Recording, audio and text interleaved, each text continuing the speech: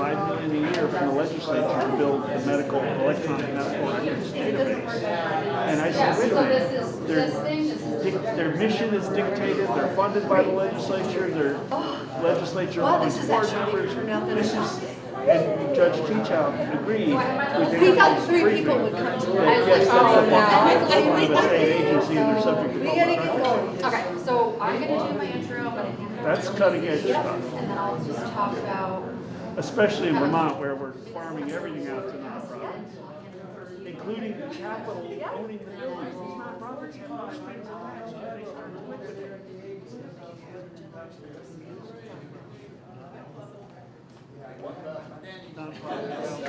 Unless we have a clawback provision and some management oversight, we've got to reform the housing authority, we've got to reform downstream. Do you need anything, or are you good, or? Okay. Okay.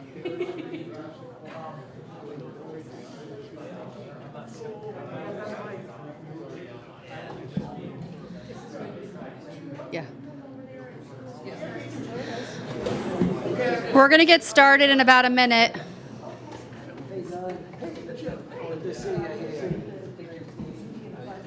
My little, hopefully everyone can hear me. Should do a mic check, because I didn't hear you coming out of the Can you hear me? I have to talk right into it. That's good. Hello. But that's what keeps it from feeding back. It's a very narrow. Hello. All right. Are we ready? Okay. All right, so we're going to go ahead and get started. Welcome, everyone.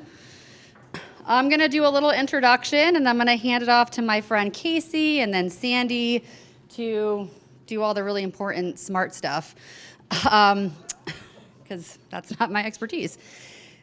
So I wrote down what I wanted to say because I didn't want to forget. So good evening, and thank you for joining us tonight. This is a very exciting opportunity to have us all come together and do some visioning and think about the possibilities for design at the Country Club Road. So first, I just wanted to share with everyone why this is so important to me and why I'm pushing this design contest here in Montpelier. Well, first of all, let me introduce myself because I think there's some folks here that don't know me. My name is Adrienne Gill. I am a city councilor for the city of Montpelier, District 1. I'm also a resident of Montpelier. My family lives here. I have 2 kids, a husband. This is where I live. This is where my family thrives. And my mom is here supporting me. It's a big family event. And my sister lives in town. And we love Montpelier. So that is why I'm so passionate about this and why I want this project to be as successful as it possibly can. So thinking about why this is important to me besides that, really my interest in the connection between design and health started in the early 2000s. So this is when I discovered public health. At that time, I was living in Atlanta, and I became connected with the CDC, which is the Centers for Disease Control and Prevention, their environmental health division, which focused on healthy by design initiatives. So Atlanta, during the early 2000s, was going through a big transformational development, recreation.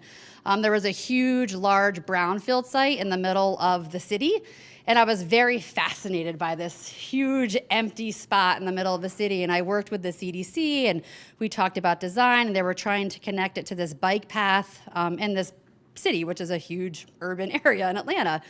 And so I watched them design this community, which was all about health, incorporating movement and walkability, and they turned this brownfield site into what is now called Atlantic Station.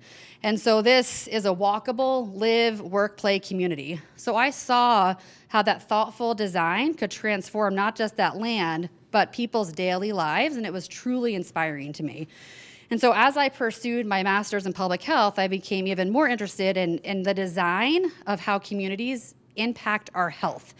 So I had the opportunity to lead Georgia's statewide Safe Routes to School program, which helped communities build infrastructure. And I worked with all the communities in Georgia to help them figure out ways to have our children in that state bike and walk to school safely. And so it was very important for me to have that opportunity because when kids move in the morning, when they move in the afternoon, they're much better academically.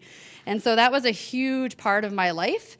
And I saw that that infrastructure design helped enforce healthy living. And so later throughout my career, I consulted with an organization called the Blue Zones.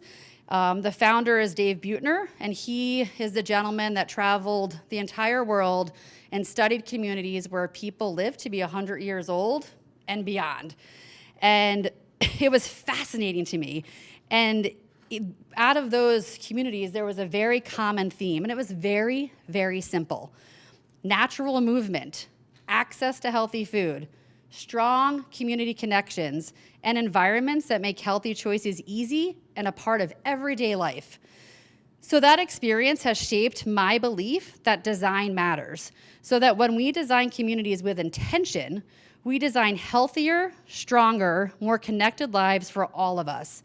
And here in Montpelier, I truly believe we have a once-in-a-lifetime opportunity to look at this country club road property.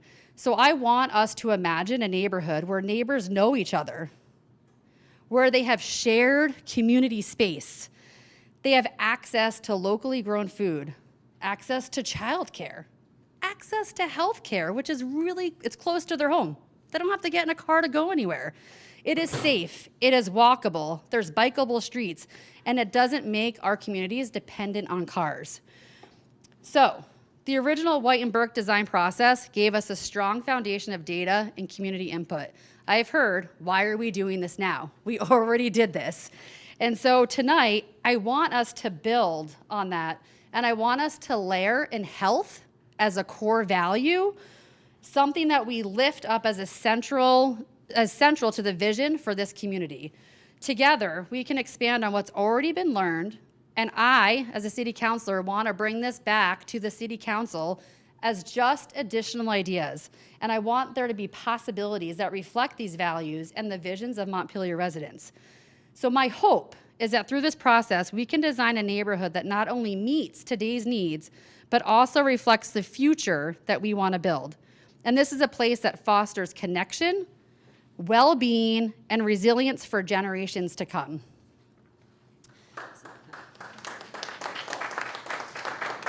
So with that, I'm going to build off this with my very, very good friend, Casey Nava, who is going to share her inspirational views about this property. Thanks, Adrienne. Thanks for having me. Good evening. I don't know many of you here. My name is Casey Kolb-Nava. I am a physician. I practice in internal medicine. I work at Central Vermont Medical Center, just up the hill. I'm a Montpelier resident. Couple comments here that I want to share with you guys. I want to say, in my practice every day, I see patients who have the good fortune to be aging well. They're living with connection, they have purpose, there's joy in their life, and their health is better for it. And I also see patients who don't have that in their lives. And it's really spurred my interest in how community planning can play a huge role in preventative medicine, longevity, wellness. Okay, so that's why I'm here. So I want to underscore this by saying that Montpelier, Vermont, the heart of the Green Mountain State, already has everything that it takes to become one of the healthiest places to live, not just in New England, but the world. We really do, okay? And I want you to imagine and begin building a neighborhood that's inspired by blue zones, places of wellness and longevity. Places like Okinawa, Sardinia, Palo Alto, those are known blue zones, where people live not just longer, but better lives. So Montpelier's already halfway there. We walk and bike. We eat fresh, local, plant-based foods from our farms just down the street. We know our neighbors. We show up for each other. We breathe clean air. We hike through forests. We take the time to slow down. These are all tenets of a healthy, vibrant community. And these are the seeds of a blue zone, and they're already here. So what if we take this to the next level with this exercise? So we think of a neighborhood. couple of key things that are in my brain for this neighborhood, that fills this missing middle housing shortage, that allows people that want to live in a certain size home to stay in Montpelier and be close to their friends and family, that allows for different generations to exist in this neighborhood. Public spaces that encourage spontaneous connection and movement, where finding your purpose is intrinsic in this space. It's as supported as it would be in finding your job. Where health is something that you're living. So this isn't a dream. This is something we can do together. Again, to underscore what Adrienne said, a walkable, connected, age-friendly, plant-slanted, purpose-driven, community-powered neighborhood. That's already Montpelier, and that's what we want this neighborhood to be and to uphold even greater. We don't need to wait. It doesn't need to be luck for happiness, wellness, connectivity, longevity to fall in our laps. You can design it, and we can be the next Blue Zone. So thank you for hearing my comments, and I hope we can invite people to a healthy, thriving, meaningful life in this neighborhood we're going to think about. Thanks.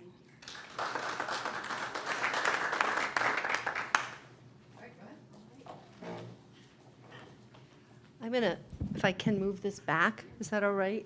So I can man the. Well, this is good because then I can, if people can hear me okay.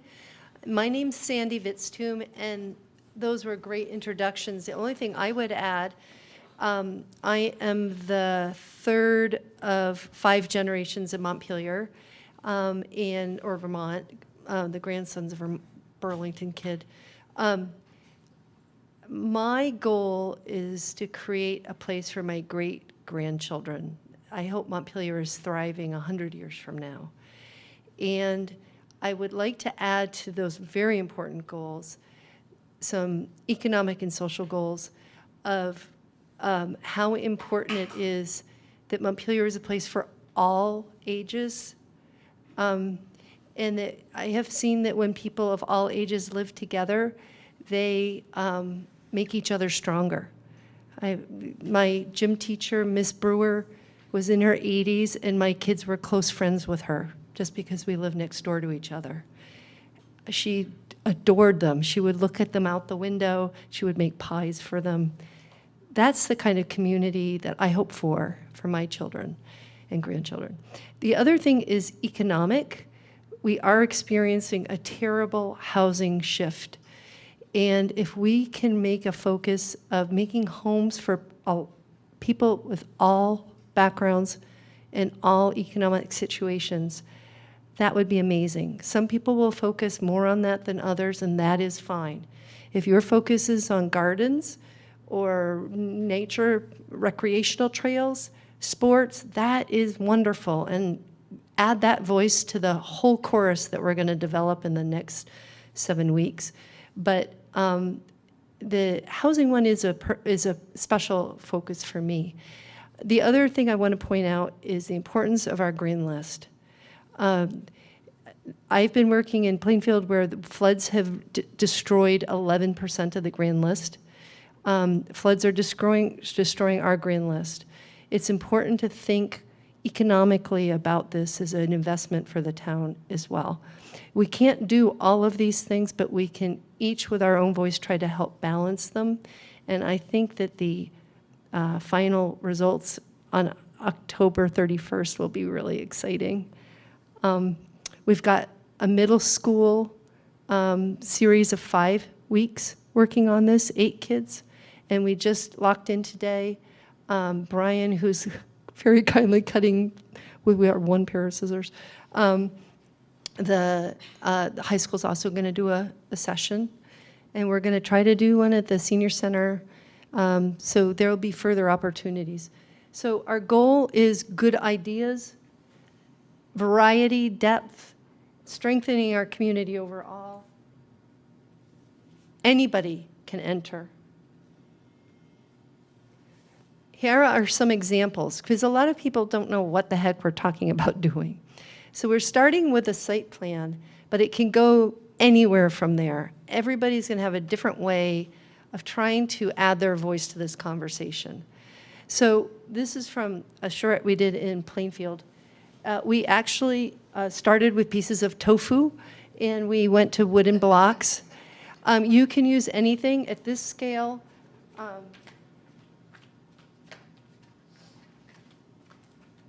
At this scale, the end of a matchstick is perfect to be one house. These 200 scale color drawings that you're looking at, that's how large a small house is. So I encourage people to be creative. You can use masking tape, you can use daubs of glue. This is some examples of people who do this for a living, and I don't want people to be intimidated by professional renderings. We are hoping to get some professional renderings, and Norwich University has just joined in. There will be people from all over that are professionals, and those will be helpful too. Some people prefer to work three-dimensionally, and the middle school is actually making a three-dimensional contour model. We're going to talk shortly about contours tonight. Who is not familiar with what a contour model is? Well, you're going to cover that. So some people like to just smear clay all over their contour models or even have it be flat, but clay is a heck of a lot of fun. Here are two quilts. They may not be architecturally accurate, but who cares if they start to convey the feeling that someone wants to share. And my son has made a Minecraft model. We can try to run it. He sent it over on his computer. But you can fly around, and you can go in, and you can work at any scale. Minecraft is it's actually used all over the world for urban design. And each block is a meter because it was invented by a European. And you can go in and you can build houses. So my son Augie has set up the soccer fields that we're requiring and little house blocks. And you can take them and you can pop them into the plan. And we're hoping to organize a workshop just for that in the coming couple weeks. And the high school and the junior high school kids are really excited about this. But the model, I could show you later if you're interested, but it's fully interactive, and you can fly around or you can go on the ground. And again, you can go meter by meter saying what you want. And it grows things. The ferns grow, and the animals start running around. It kind of feels like Eden, but...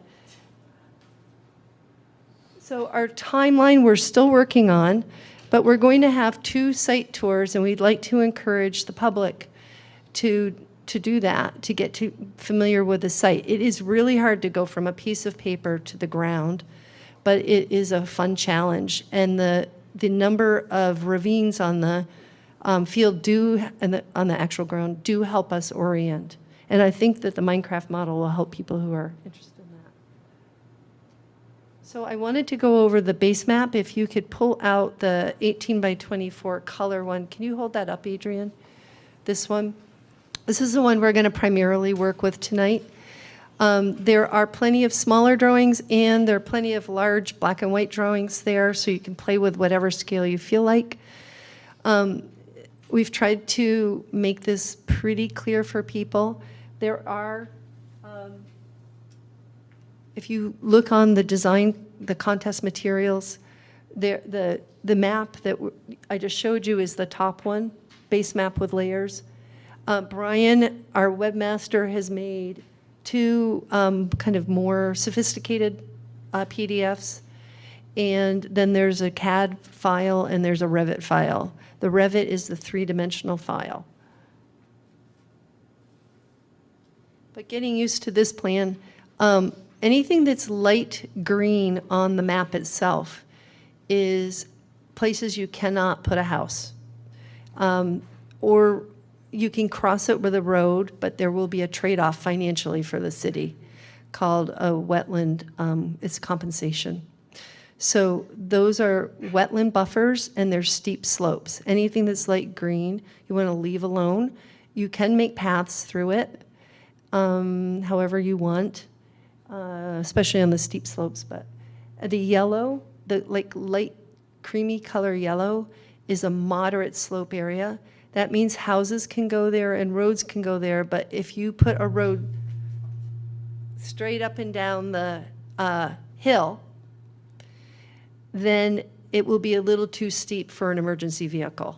So in the yellow areas, you want to kind of run parallel with the contour lines or diagonal. And now we're going to talk about what a contour line is. Can you see the kind of curvy lines that mark? They're all over the plan. And what they mark is, if you could walk on the ground, they mark a level line around the hill. And when you put a bunch of them together, the hill kind of grows up or grows down or goes downhill. So it's called an iso line. It's all one elevation on that flat line. So in steeper areas, I don't have a pointer, but in steeper areas, the lines are very close together. And flat areas, you won't see any lines because it's relatively flat. So, Thank you. like this is. That's really flat. That's really steep. Right. And so one important thing is we've made a commit. Yeah, Joe. On the contour lines, is that a 50-foot difference between an elevation between the lines, or is it 20 foot? Our contour lines on this drawing are 10-foot contours. So the soccer fields are an important element to keep. You can disregard that when you make a design if you wish. It's not a law. But our goal is to accommodate the rec department who does need soccer fields. And so I'm rating required on the map. There are 3 U8 fields, and I'll talk about this in a few more minutes, and then there's a U10 and a U12 field, and you'll see this. Oh gosh, Brian cut them out. They're little tiny rectangles, green rectangles. Those are at the same scale as the 200 map, the 18 by 24 map. So you want to pick 3 of these little guys and one of the other 2 sizes, and you can see they could be put next to each other, or you just think about if you were a kid playing soccer on here. There's a bigger kid, those are for bigger kids, and there are more children on each team. So you see, you could have one big field that can get subdivided. But these are and the other thing that's really important is that they not cross too many contour lines. As Brian pointed out to me, it could cross 1 contour line, but it shouldn't cross 2, because that would mean that the field is sloping 10 feet over the length. You have to have really strong legs to succeed playing soccer on a steep slope. So it's a priority in my mind to put the soccer fields in the flat area. If the land is white on the map, that just means it's a relatively low slope and you can do anything you want there. Steve wanted me to point out that a good share of this land was prime ag soil. It has been significantly modified as a golf course over time. I made the executive decision to not show them on the map to try to keep things simple. What will happen in real life is that prime ag soil has to be compensated if you build on it. So again, we can put this up later, but green means please do not put houses there and really minimize your roads. Moderate slopes, low slopes. I've meant to also add about connecting outside of the site. So there are little red arrows on the perimeter of your site. Can everybody see the little, they're like pink, like light pink arrows. Those are places that have been identified as possible ways out of the site to tie into the rest of Montpelier. There's actually one more which I just realized we forgot. So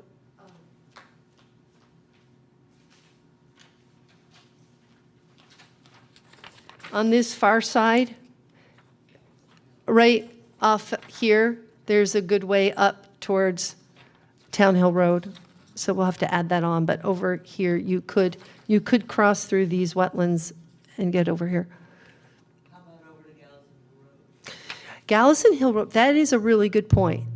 Another architect and I have been looking at that. There's a really good way that would actually solve some of the circulation issues to come up off of Gallison Hill Road and come through here. This is someone else's land, Pat Malone's land, and we felt a little awkward showing things over someone else's land who hadn't offered us to do that.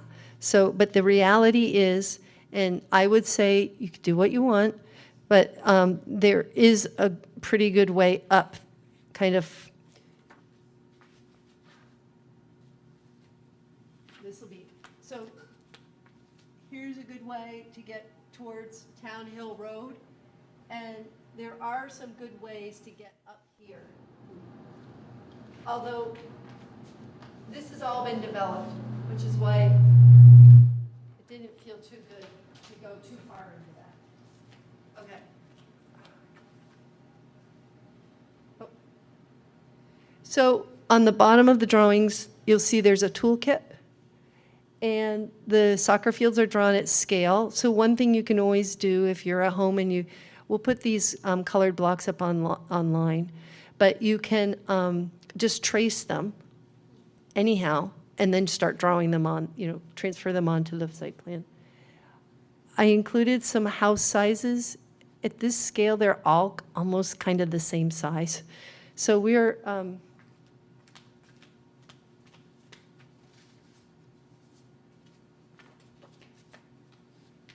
for tonight, we have little grids.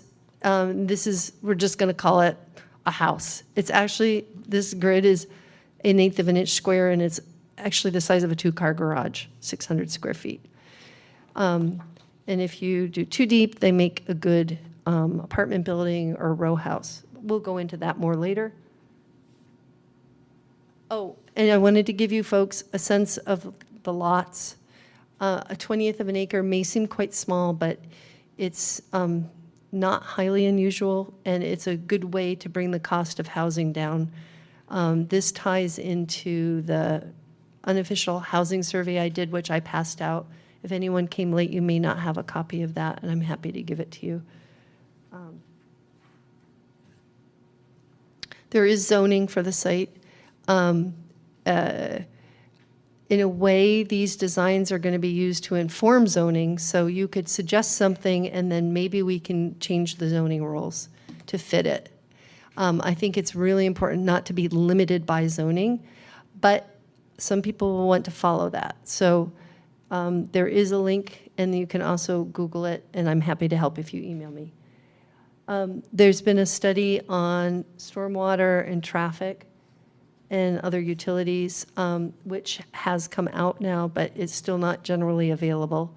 And I guess what we're going to assume is that we can support 300 houses on this site. If housing is your priority, you can do 300 houses, or units, dwelling units. I quickly wanted to do, we're going to try to end this in about 5 minutes, so there's over an hour to design. I don't know if I can get there, but I'm going to try. So I wanted to share some principles that planners follow when we make communities. So I'm getting back to what Casey and Adrian described, and how do you start to make that place? So one quality of many great places to live is that they're gathering spaces. So it's not just a complete even plain as far as you can see of private lots. There are places that kind of expand urban life. Everybody here is probably familiar with the Scotches, the Pocket Park on Summer Street, right? And how welcome that is. Another one is on Harrison Street, Harrison Ave. Is it Ave or Street, Brian? Ave, Harrison Ave. The State House lawn is a really large, grand public space. And they don't have to have buildings. They don't have to be rectangular. They could be any shape. Typically, the longer or the more irregular they are, the more casual they feel. And the more geometric they are, the more civic, like fancy they feel. If you've ever seen a picture of Piazza Navona in Rome, it has a shape. So this picture's actually in Bulgaria, and the streets are medieval. They're really narrow, and they just made it into a pedestrian zone, and it's incredibly packed with people. These spaces often have something marking them, and the reason is when you're anywhere in the neighborhood, you can see them in the distance. Montpelier is marked with how many steeples? Is it 5 or 4? Plus the city hall, plus the courthouse, plus the state capitol, right? So one cool thing about Montpelier is you can see our steeples from far away as you're coming down over a hill. Like my children used to cry when we came back home, and they would see our little valley, and they would be so happy to be home. And our steeples make that, and you can go anywhere in town and you can navigate by the steeples. That's an important architectural principle. But it can be a simple thing. It could be a really big oak tree. It could be something called a stele or an obelisk, like Washington Monument. It can be anything. It could be a street light that's really large, I guess. Defined edges are another important part of a neighborhood. I live in the Loomis Street neighborhood, and Main Street is my edge mentally. Like when I've crossed Main Street, I know I'm not in my own neighborhood anymore. So sometimes it's a big street. Often it's a big street. Sometimes it's a stream. Elm Street neighborhood is defined by North Branch. Really pretty closely, right? And then the Franklin Street is also defined by North Branch. And when you're on the edge, it can be fun to climb up and kind of look over, or it could be like a protective edge. The protective edge in this village is the hill going up behind, and we have that in Montpelier as well, where Hubbard Park is protecting us. It's an edge. Paths are really important, and they can be combined with public places. And emphasizing pedestrian paths or bike paths, really important. I wanted to briefly talk about scale. Really large buildings make us feel smaller as humans, and smaller buildings make us feel big. This is from Oak Bluffs near Cape Cod, which is all tiny houses. It's really cool. And we have a lovely scale of bigger houses in Montpelier. They tend to be multifamily. So anywhere in there, but be careful think about scale. If you can pretend you're walking down the path that you're drawing, that's really helpful. Couple quick design principles. If double loaded streets, if you're going to have houses on both sides of the street, it's the most efficient way to deliver utilities to the properties. Putting houses together and kind of trying to keep lots lawns narrow is another way to be efficient. And see how this development uses pedestrian walkways. They can get their utilities through there. I'm going to very quickly do some community buildings to get you thinking. The old schoolhouses in Vermont, or even just little town halls. Daycares. Shared office space could be it could be a house-sized building that lets a lot of people share, like Zoom or meeting areas. When you have a really small house, 1 or 2 bedrooms, it's really hard for multiple people to conduct business inside the house. We have good bakeries in town. Why not think about more? There used to be a lot of corner stores, we used to call them. I think about Miss Daly's on Loomis Street, and we don't have so many anymore. And that part of that is the whole difficult economic, the supply chain for stores. But coming up with something like that could be great. Could sell ice cream. Laundries, in a small house neighborhood, a laundry can be critical. So Let me just make sure. Oh, yep, okay, that's the end. So we're going to start right now on, if people want to see, while people are drawing, I'll try to set up the interactive thing for the Minecraft in case anyone's interested. But let's get started. So our biggest problem tonight is I thought I packed more scissors, and we have one pair of scissors. So you could just take some of the little sample pieces and just draw on. But what we're going to do is we're going to start by each person here is going to come up with some of the keywords that you've heard tonight. Let me see, what are some of the keywords you mentioned, the things that you would like to see happen, Adrienne? So from my perspective, when we think about values, I want to incorporate health into our design. So walkability, bikeability, access to neighbors, community center, access to food, healthcare, childcare. What else? Natural movement. It's going to feel normal to just go Yeah. walk around. Ooh. It's going to be really normal and easy to run into your neighbors and have social connections. Or there's, like, the Feast Farm is a really great example. Oh, yeah, sorry. yeah. I was trying to find you. Oh, sorry about Yeah. that. I'll repeat myself, but I think the room did hear me. So places where you're naturally going to be moving, so natural movement, natural connections. You're going to bump into your neighbor. You're going to see them on their front porch. Opportunity for personal gardening space. That's kind of a classic natural, easy movement, even if it's window boxes or a little front garden. A place that can give you purpose. So like the Feast Farm is actually, it's really kind of cool that this is already kind of a feature of this, but that's a place where if you're looking for a purpose, what can I do to help? You've got it right in this neighborhood. Things like that are going to inspire social connection. Thanks. So, I'm gonna try this. I'm gonna try this. How do you get it out? I have no idea. Oh my God. I know what my strengths are. That's not one of them. I'm gonna.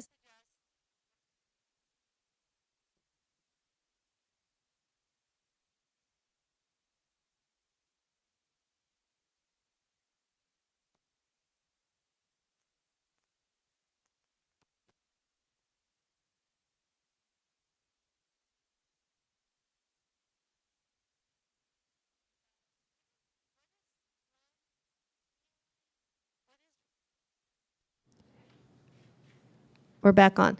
What is one feeling, or you can think of an adjective or a noun? What would, if you were, or someone you loved was going to live in this new community, what would be your key thing that you're looking for in it? If you or someone you love is going to live in this new community, what would be a key word, a key feeling, adjective or noun of what you'd like to see there? Well, the first thing I think about is an intentional community. Intentional. Okay, perfect. Okay, Steve. You got prime agriculture or any of your other issues? Walk to work. Walk. Okay, walk to work. Bakery? Bakery, yay! Pellin. Okay, I love, we have so many trees and everything, but sometimes I feel very closed in them. So I want to see like open areas and possibly a pond or some kind of water. Open areas, ponds, water. Would you like to join us? Awesome. You could sit anywhere. Pellin's here. Sal? I like to see more common wall structures. Common wall structures. Yeah. So houses that share walls. Oh, that's perfect. I didn't get to show my really good common wall picture. Joe? Nothing right now. Nothing Drawing up a blank. It's okay. I like the fact that I walked 2 miles through 3 neighborhoods in my area, and I cut a path with my car that gave me the mileage. So I understand what you're trying to say, create walking lanes. You could do your walking right up there. And I also have a garden on my deck because I built on my rails wide things that I can put the boxes in and the deer can't get them. So small gardens and being able to walk through neighborhoods when you're exercising. Freedom and unity. There we go. So you have a refuge when you need one and a place to socialize and mix when you're ready to get out there. Oh my gosh, that's awesome. Phil. I'd just like to make sure this includes some senior housing. I was involved with a downsizing group, and for years I've thought if we could get places like that for people to downsize, then their houses open up for others in town. That was actually a key demographic in this housing survey, that there are a large number of people who really want to downsize. Okay. Vibrancy and art. Awesome. Vibrancy and art. And vibrancy of all sorts? Yes. Plants, vibrant plants, and artwork. Yeah, and people. And that would encourage creativity and feeling alive. Okay. I will say wildlife corridors and connectivity with the rest of the city. Yes. Thank you. Brian. I was gonna say that as well. I think it should have there should be strong connectivity to Montpelier, to the downtown, and maybe another concept or idea I could leave folks with is Montpelier itself as a verb or adjective, you know, an extension of the town rather than another place. That's really interesting. Okay. So extending what's already successful. How about you? I'm sorry, what's the charge? The question is, if you or someone you love were going to live in up here, what would be the key thing or what feeling that you would try to create here? Noun or adjective? Or? Pass. Okay. Social connection. Probably. Social connection. A social connection. Now you're jumping in right. Okay. Well, thank you. All right. So what I'm going to do is ask everybody to just close your eyes for a couple minutes, and you can change your words, you can zero in on it, but just think about what you would like to accomplish. And as you're thinking about that, really focus in on it and then try to place it on some land and actually go there and look around. Like, what does it look like?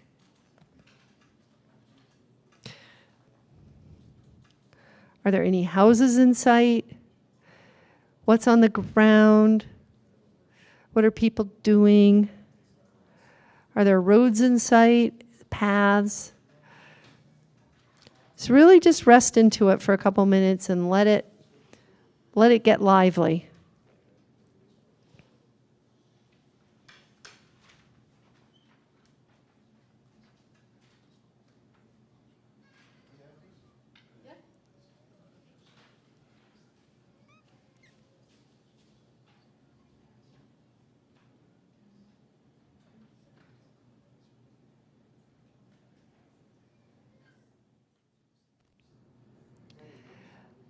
And when you're finished, if you could just write down a couple of words so that you, like reminders for yourself, because those will be your measures.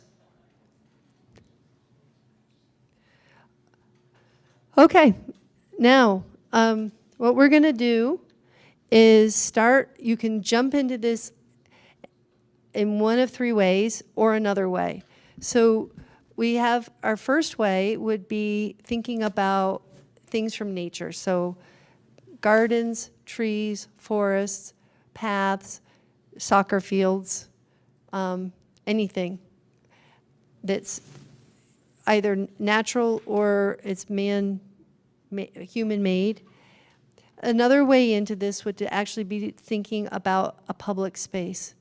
When you were imagining, were you thinking about a public space?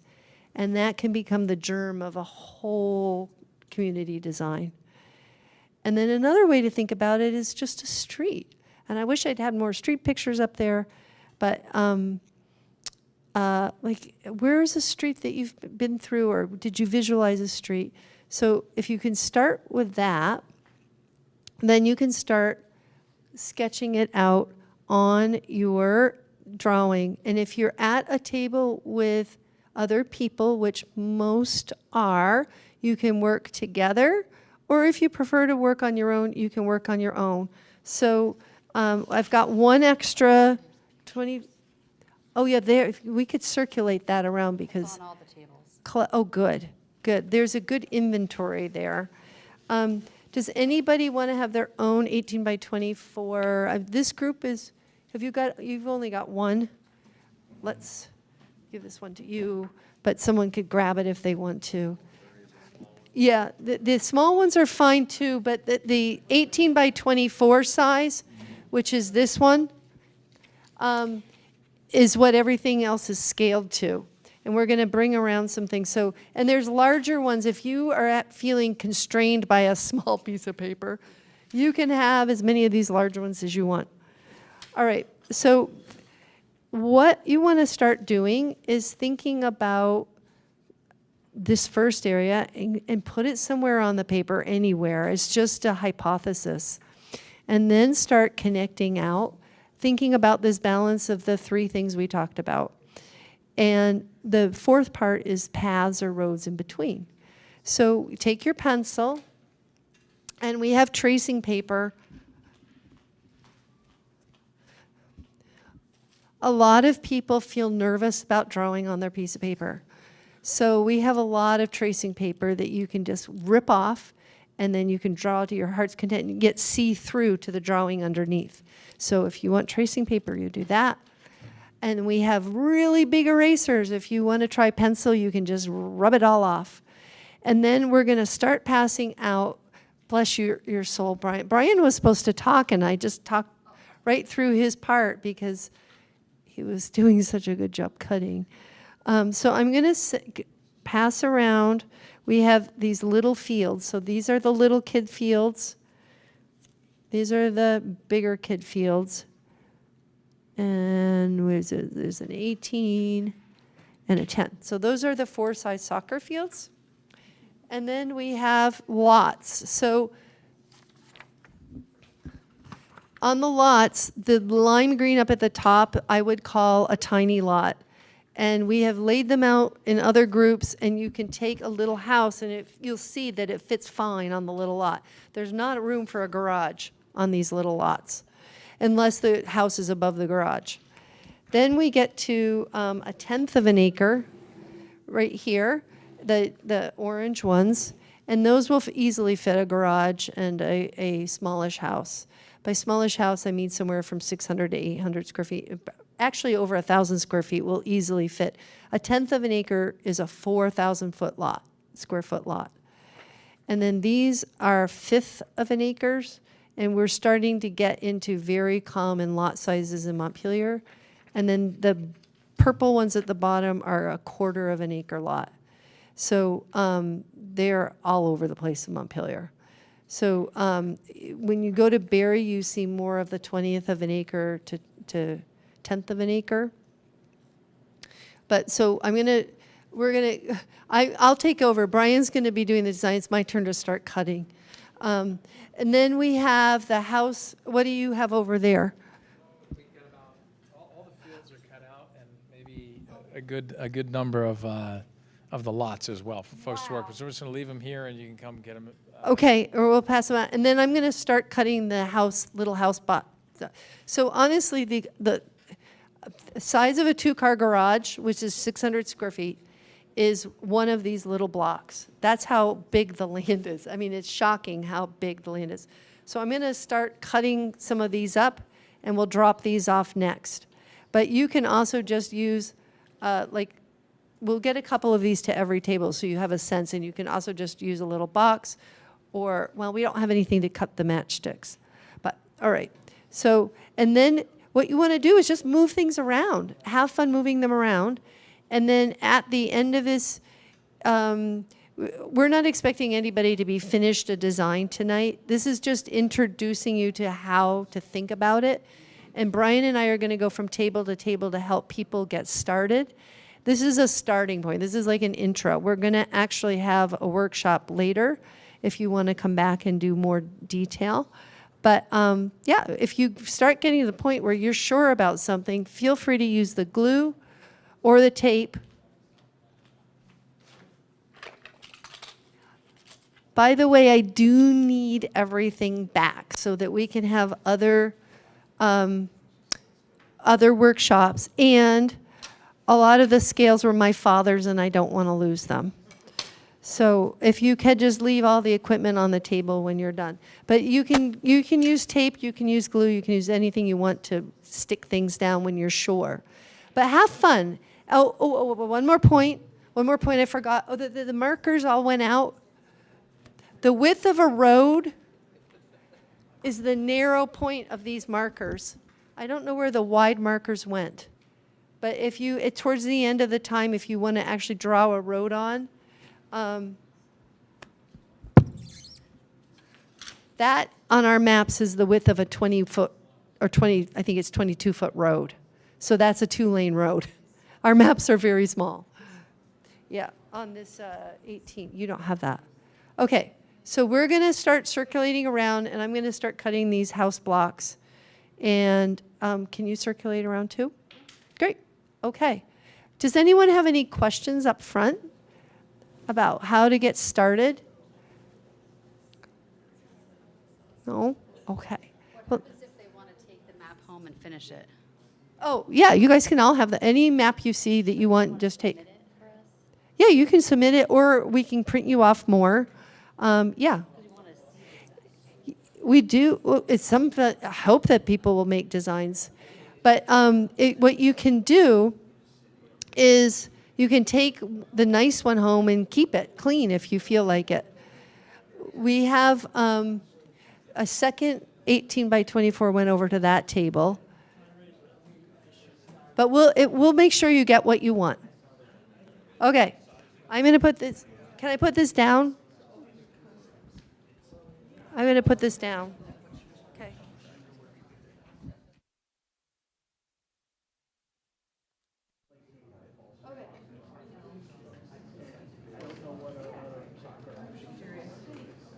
Montpelier. Yeah, but this one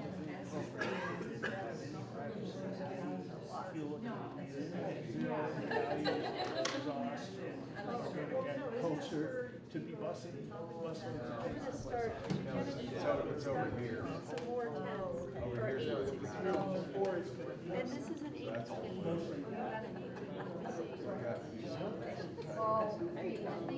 So we're hoping for 3 of them. Yeah, it's traffic. There you go. Okay. So right now they're one road. So not like this Bangalore road.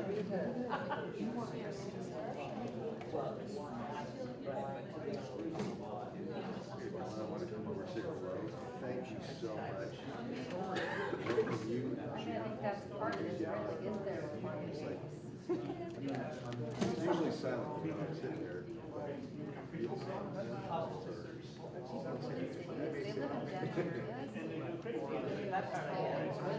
I was raised in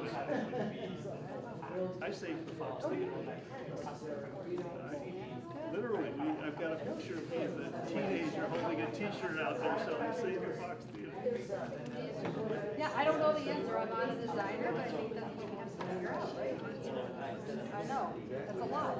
Well, it's also well thought out. I spent a lot of time. You know, what are the walking work opportunities? How do you manage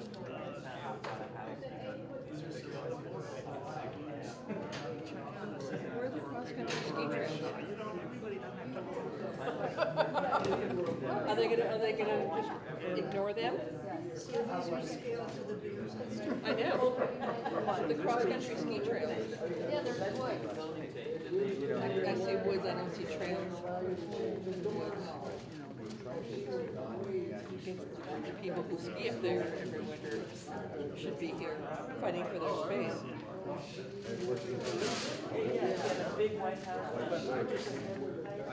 Yeah, yeah.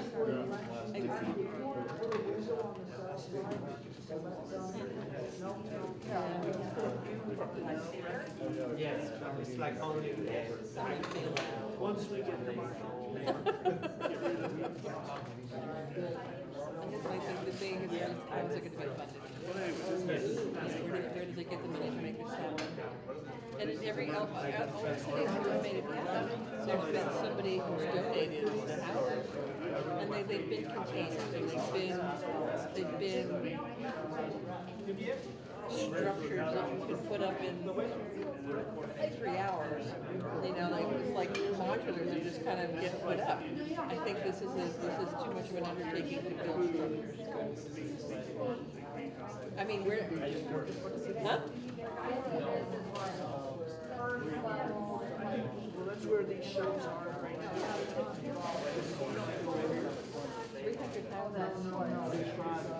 Oh, yeah, I think it's like, And we don't know what this, it's not been here.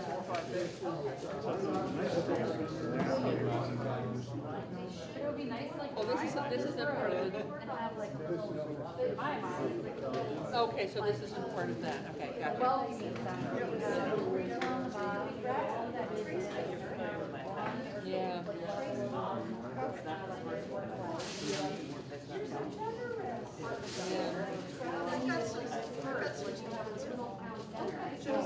Orange clusters, and the seniors need to be somewhere close to. So these are boxes. Yeah. Like you can have a plug and yes. And then you have your bike pad, you have like little like rows with all grass, all parking is kind of off to the side. I mean, I think the parking should be not a center feature. I ran that. Get the little golf carts. Like, yes, the golf cart. They have those in Atlanta. Imagine. There's people driving golf carts all over. Yeah. What city is that? Peachtree City is a golf cart. Look up Peachtree City. It is an entire town designed around golf carts. Yeah, yeah. It is. We wanted to move there, but it was too far outside the city because I lived living in the city. I didn't want to live in the suburbs. I moved to Vermont. I'm like, Market is necessary for the housing. have that housing. And senior housing could be both market rate and low to moderate. And tiny housing could be the entry home starter house.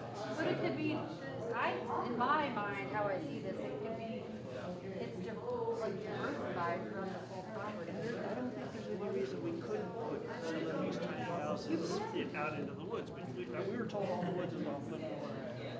I think, do you want some, I don't think it's off limits. Let Like when I walk the property, I envision little houses, like up on the little hills, like little clusters of homes. It's like density everything. Yeah. The closer things are together, the more efficient the infrastructure. But for things to kind of grow and expand, right?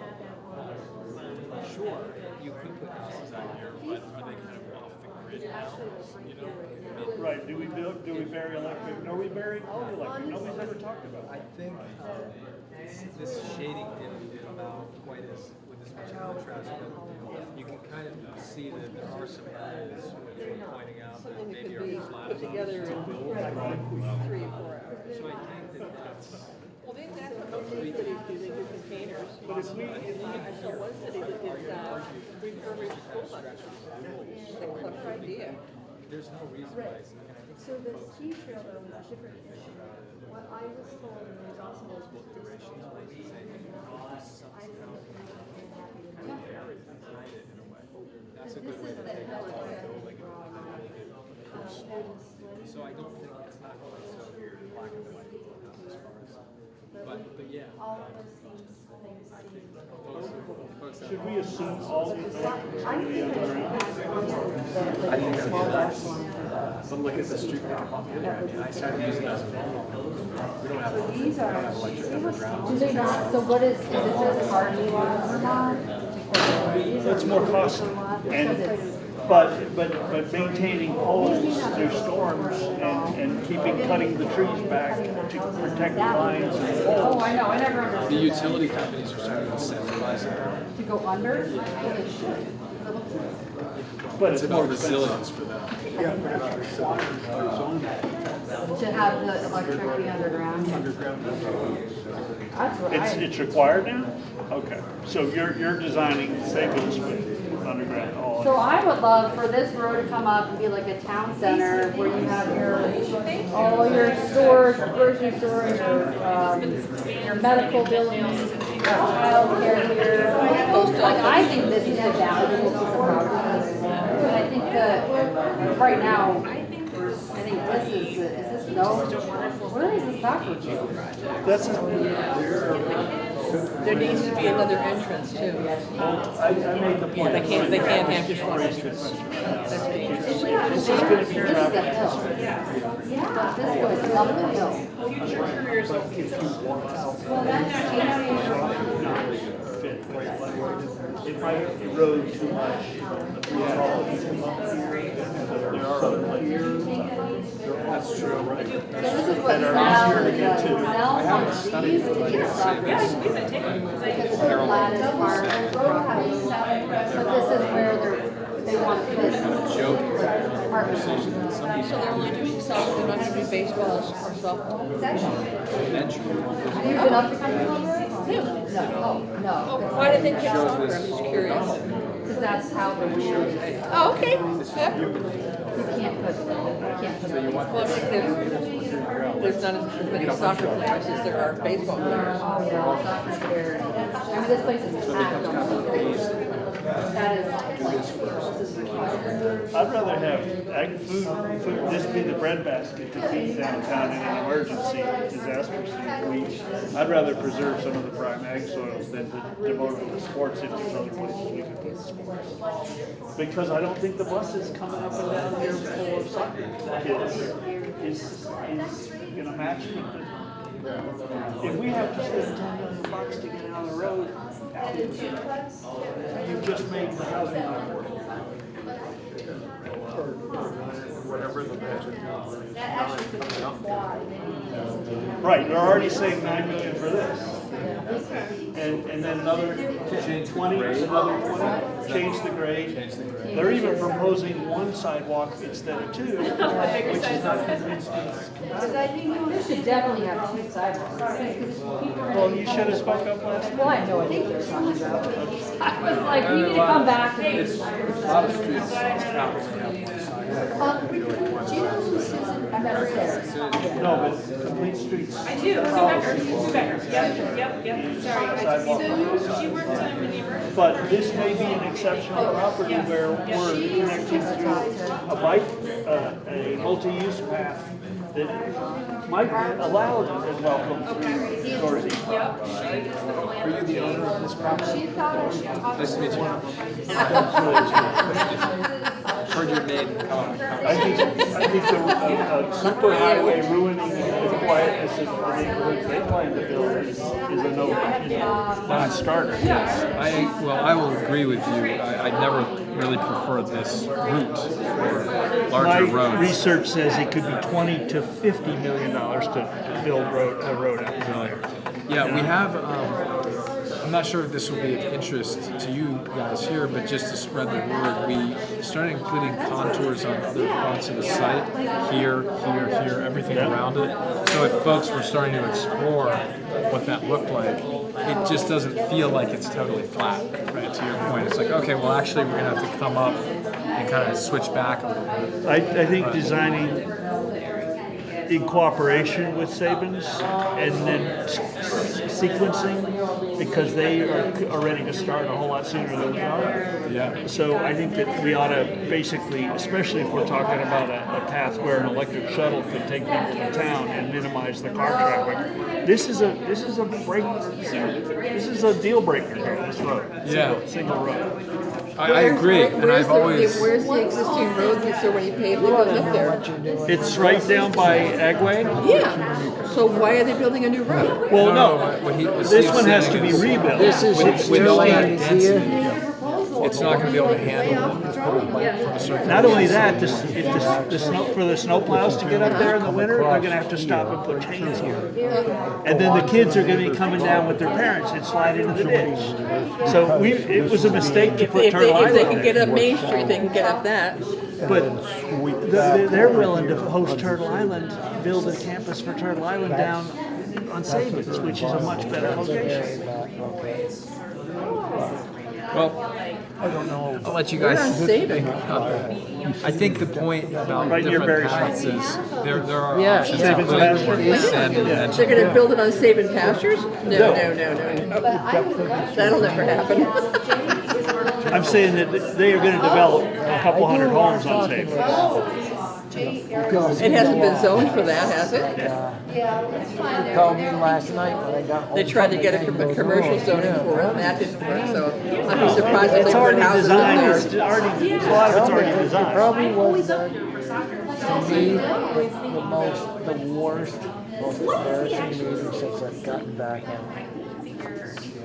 Well, like on here, how big is it? Do you know the section that they had, You're thinking, you're skeptical. I understand you're being skeptical. I don't know, because I haven't seen it, and it's. You just listening, David, or you gonna participate? So Doug, if you were doing a single house, these are single houses. Sorry. And you can see how they could fit. And a garage. I don't know It how could she be does there. it. I'm going, So, and a why? duplex, When she said she was like a going to row do it, I said, house. are you crazy? We're glad Yeah. Duplex could look like this. Just a whole bunch of these things lined up.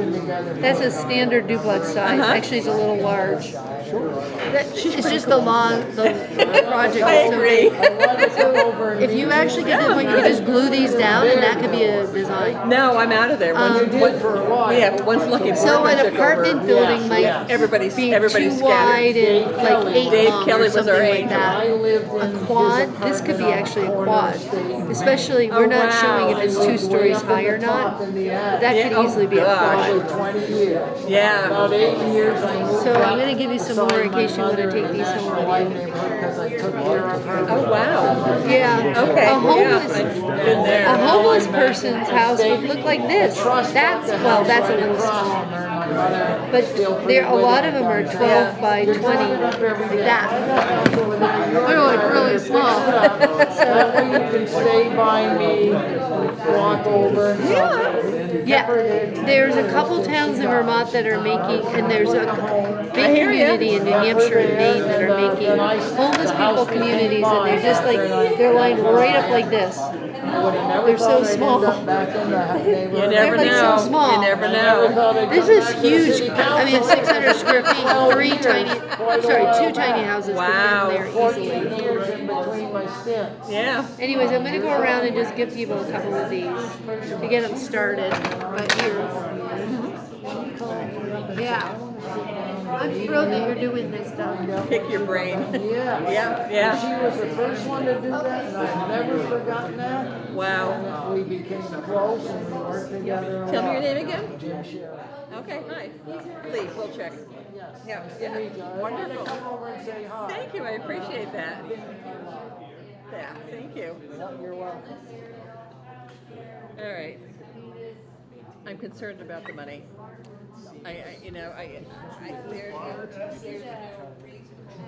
Project on citizen satisfaction, and the data was coming from 100 different local municipalities. 3 things make them satisfy where they live. One is employment, if they can work.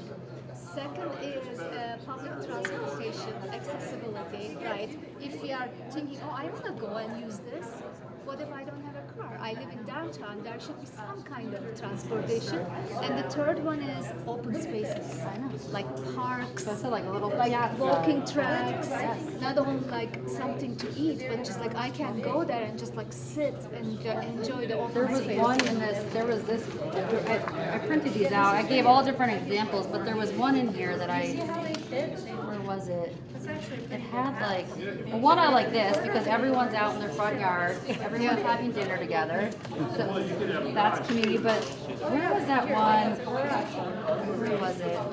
There was one that had like a little center. I was talking about the little developments that we looked at. Oh, There was yeah, that one Petaluma. in Peterborough. Oh, yeah, Peterborough, yeah. Oh, yes. The common housing, that Yeah, was the really co-housing, cool. that was really cool. Yeah, so I need to go. Okay. You encourage me so that I can meet all. You should bring one of these maps and play with it. Well, I did watch last night. I'm never able to find my house at I have to say this because if I don't. I don't know why. a place in Petaluma. But anyway, Yeah, that place in Petaluma was nice. Nice little village. With a It was little a good houses discussion, I guess. and a They had the central front area. porch there. An email, and I thought, Shall we get going? Sure. what's a Jim condos? corner, cool jewels, he owned that. He was my landlord for 20 years. As I said, yeah, well, And if you see the names, you will understand. We're taking off. It's like a power. And It just would have been, it would have been, yeah, interesting. All right, good seeing you. Yeah, we'll see you soon, and we'll talk Are you all sometime. heading out? He's got a meeting to go to. Yeah, it's a union meeting. So I hope that's a good start for you. Yeah. Okay. This is a very long building, I don't Yeah, it's a super long building. Phil, given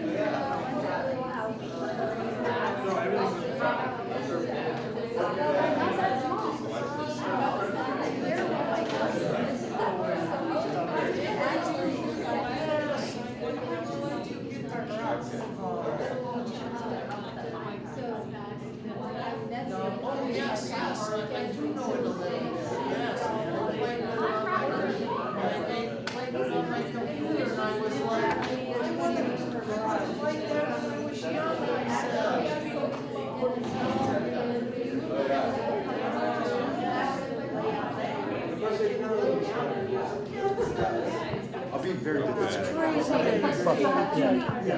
I don't know how you do that. Okay, so still rec center's questionable. Childcare allows people to work there, go to walk from their home to their shop and drop the kids off at the childcare. So I think that's essential. You know, maybe not as big as Turtle Island, maybe not 100 students, but, right? Yeah, I don't Then these are the different types of housing. Tiny housing, low moderate income, senior, and market rate. And soft housing, I describe as a platform with no plumbing. It's basically a homeless person's temporary shelter. They walk to get showers and toilets. But they're becoming part of the community. They can work in the fields. They can clean up trash. They can actually build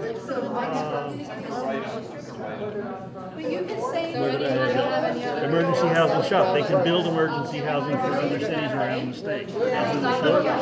Right? That gives them an incentive to stay sober at night, wake up at 7 in the morning, get showered, and be at work at 8 o'clock. Right? And earn money while you're learning a trade. You know? I'm a firm. I experienced that stuff in my teenage years. And so having the confidence of the skill set that I earned has carried me well. And so I want other people to have that opportunity. So not everybody knows that. So motor pool, greenhouses go with Feast Farm, right? That's the agriculture part. Yes.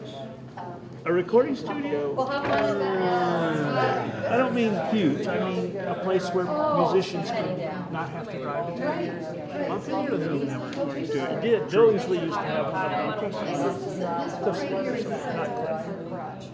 Up near the college. Yes. Just down west, the corner. Anyway, I took classes from him. I didn't realize. So this is the resiliency part. shelter and storage for the next flood. Our police can dispatch from up there, or whoever. And we've got cots and blankets and inflatable privacy shields, whatever it takes. I don't think that people should lay on cots smelling each other's feet. The shower trailers go with the soft shelters, right?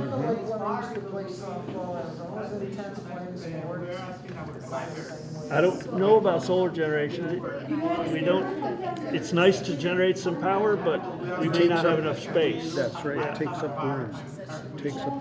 Yep. Soccer fields, I think, do not fit with the traffic constraint of this road. I just think we don't want to be bussing and making that much noise and pollution. And there are other places to put soccer fields. Yes. Swim center is a luxury for exercise. Yeah. But you can take the electric shuttle through your property to wherever. Maybe the swimming pool can go down on Savings Patch. Let's put it in that hole. Just kidding. So anyway, it looks like most of this could fit. It's the question of how many of these, right? How many of these, and where are they? And that takes an expert beyond my skill set to locate them. And because somebody has to understand the road layout, the electric layout, the proximity. If people are going to invest even $100,000, which is probably the bottom that anybody can afford, or that anybody, the bottom price of affordable, they expect some privacy. They don't want to hear pickleball night in, day in and day out.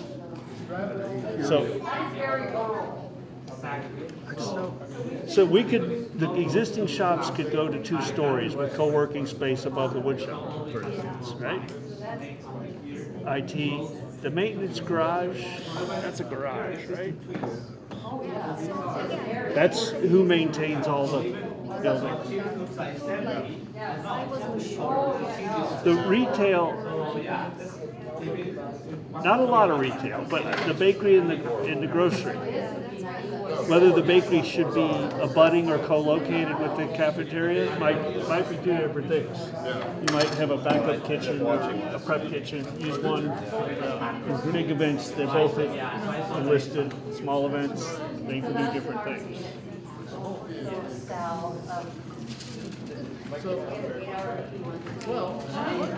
It'll be interesting. So, everybody seems willing to throw the prime ag soils overboard, but I would like to see us cluster around a farm, It clusters around fields that people are working at and that are bringing sustenance, and play in the snow. It's a playground around here. The other thing is they should really test those soils to see. They've already tested them. There's brownfields. I don't know how much has to be removed. There's a workshop coming up on that. So the Regional Planning Commission has managed it, has already determined that there's contamination. And I started asking how much due diligence was done before we decided to put Turtle Island up there on the toxic soil. And now the city says, we need $120 from you if you want those records, because it's going to take us time to find them. I'm like, oh yeah? So it looks like most of it can fit. The question is, who's got the talent to tuck it in nicely? That's not my. I think we ought to plan to hire a landscape architect team to fit all this together. See, I argued last night. I don't think you were listening. Last night? At what point? After VHB? I think it was before. Before VHB was the church. Okay. Yeah. I think it was VHB. I commented then. I said, we cannot afford, actually my public comments at the beginning, I can send you a copy of. Those were crafted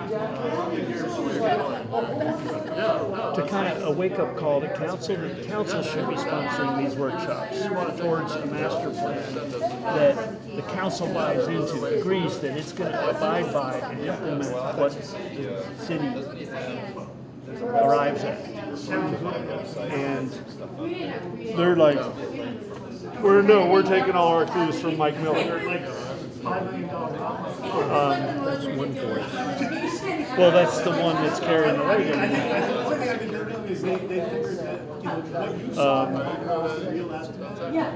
I may have emailed it to Alan. But the type of talent it takes to know, what's it called, a program? How many square feet does this take? How many square feet does this take? How many square feet does this take? The guy who had managed the wood shop at U32, he's done there. I think he's retired from this thing. He wants to start. I'm like, perfect. I got a project for you. Let's build some emergency houses for the unhoused and train some people to be safer on power tools. There's not enough on here at this point. We need more constraints before you really go forward with the planning list. We need to map the constraints, right? You know, because right now it's like, oh, put anything wherever you want, and I'm like, no. That's why I know it's out of my skill set.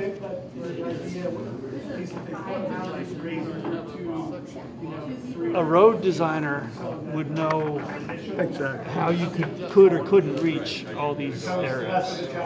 And maybe